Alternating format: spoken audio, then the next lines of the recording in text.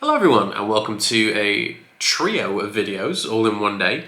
Some samples sent to me courtesy of Loch Fyne Whiskey. Spring is upon us, summer is coming quite soon. As a result, tourism around Islay, Arran, Jura, Mull all begins to step up quite a bit. So it looks like Loch Fyne are releasing a trio of single casks to celebrate this. The first one being this Loch Fyne Whiskies Islay. 12-year-old at 54%. They're all single casks. I'm unsure how many of each have been produced. This is an ex-bourbon barrel, so we can presume 350 bottles, something in and around that. It simply says Loch Fyne Islay on the front of it, but I can tell you with confidence, because I asked them, it's a Caol Ila. And as it sits in the glass here, it's this beautiful classic golden colour to it. Caol Ila, what do we know about Caol Ila? Excuse me, largest distillery on Islay, producing north of around 6 million litres of whiskey a year, most of which is going towards Johnnie Walker, and a large amount of it is unpeated. This is not, this is peated. It's more classic Islay style. Caol Ila, as somewhat of a blueprint of an Islay whiskey, they do have many different elements to them, but typically with Caol Ilas, you tend to find them, me personally anyway, creamier, a little bit sweeter. They can be very diesel-like, some of them can be very intense, but most of the time you'll find with the Caol Ila it's kind of sweeter, creamier and a bit easier drinking.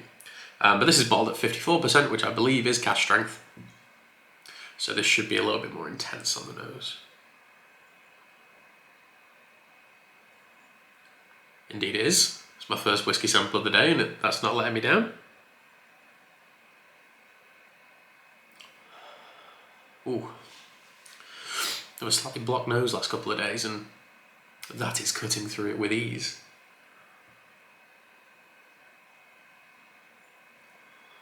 This nose is very reminiscent to a whiskey I tried a couple of weeks ago, which was Tobermory 12, just with the addition of a lot more alcohol and a lot of peat.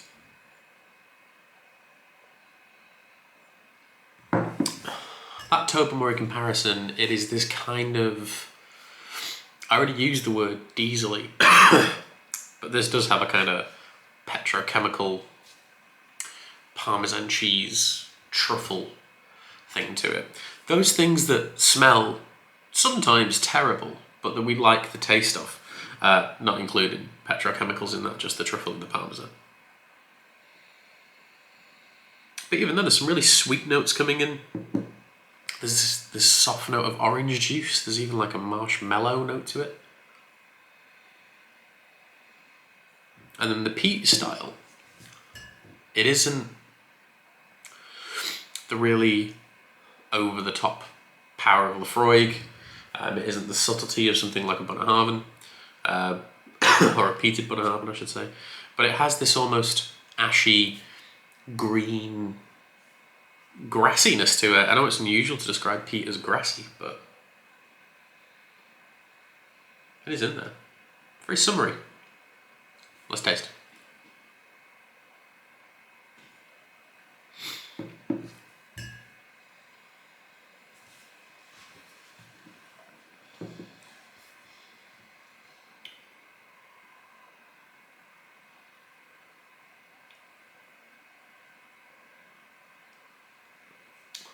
Oh yeah.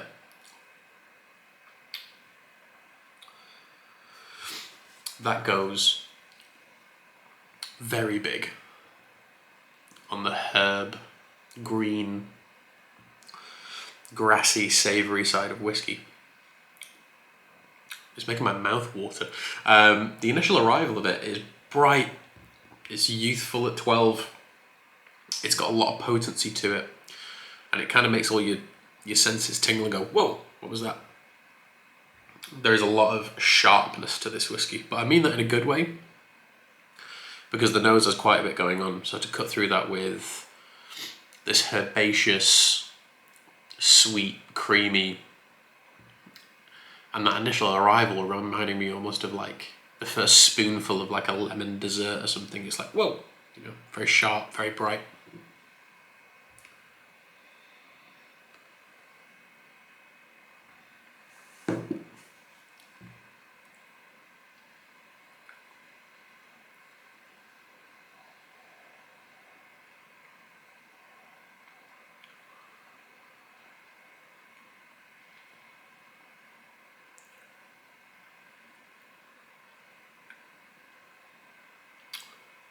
It's a really nice Caol Ila single barrel.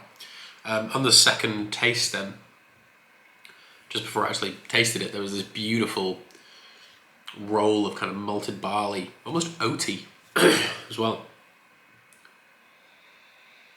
And to go back to smell it now after having tasted it a few times, there's these custard notes, there's really nice kind of baked vanilla-y pastry things,